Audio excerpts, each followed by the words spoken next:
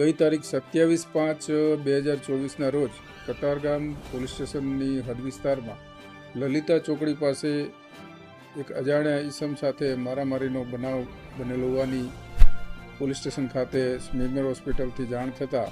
પોલીસે આ અંગેની કાર્યવાહી હાથ ધરેલ.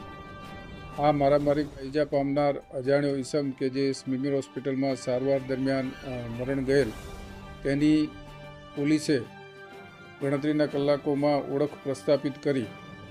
તે શ્યામલાલ ઉર્ફે સમર્થ નાનુરામ ઠાકુર નામની વ્યક્તિ હોવાની ઓળખ પ્રસ્થાપિત કરેલ અને સાથે આ ગુનાના કામે સંડોવાયેલા 3 આરોપીઓ સોહનસિંહ માંગીલાલ સિસોદિયા, રાહુલ સંજય સકપાલ અને મેહુલ પ્રવીણ ઉનાગર નાઓને તાત્કાલિક ગુનાના કામે